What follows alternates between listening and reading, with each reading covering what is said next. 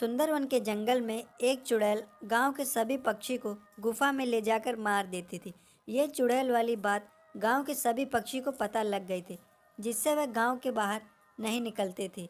ये भूतिया चिड़िया गुफा के पास बैठ गई थी और बोलने लगी। आज तो कोई भी पक्षी इस गुफा के पास से नहीं गुजर रहा।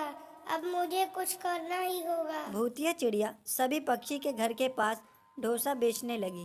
डोसा ले लो डोसा, गर्मा गर्म स्वादिष्ट डोसा। तभी बंटी खिड़की से बाहर देखा कि उस गांव में एक चिड़िया डोसा बेच रही है।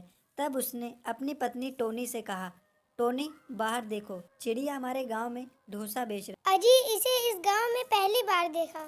टोनी तुम ठीक कह रही हो।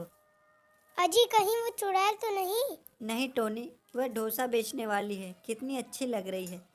आज से पहले तुमने मेरी कभी इतनी तारीफ नहीं की।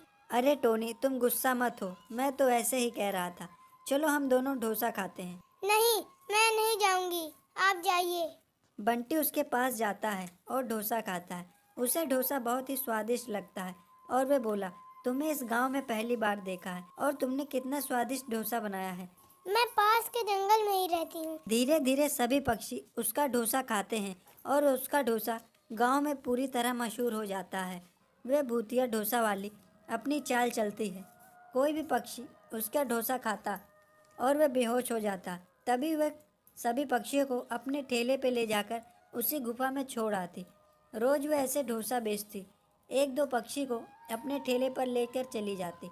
शाम को टोनी चिड़िया अपनी पड़ोसन पिंकी के पास गई और बोली, पिंकी, तुमने मेरे पति बंटी जी को देखा है? नहीं टोनी, मैंने नहीं देखा। मेरे भी पति सुबह से नहीं मिल रहे हैं। कहीं वो भूतिया चिड़िया के गुफा में तो नहीं आ गए? टोनी, मुझे उस डोसा वाली पर शक है। तभी पिंकी और टोनी उस डोसा बेचने वाली चिड़िया का पीछा करते हैं और वे डोसा बेचने वाली चिड़िया उसी गुफा के अंदर चली जाती है। तभी टोनी और पिंकी उस डोसे वाली का असली रूप देखकर डर जाते हैं। उसी भूतिया चिड़िया के पास बंटी कबूतर और कालू कौवा और गांव के और भी पक्षी थे। ये सब देखकर टोनी और पिंकी गांव वापस आते हैं और गांव में एक बाबा हैं और वे दोनों उसी बाबा के पास जाते हैं। सारी बातें बाबा को बता देती हैं। बाबा बोले, तुम परेशान मत हो, मैं अभी उस भूतिया चिड़िया को ख़त्म कर दूंगा।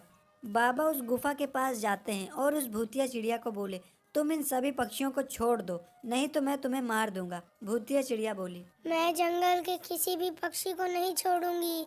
मेरे घोंसले में 2 बच्चे थे और मैं अपने बच्चों के लिए दाना लेने गई थी और इन्हीं में से किसी पक्षी ने मेरे बच्चे को मार दिया और मैं अब गांव के सभी पक्षी को मार दूंगी।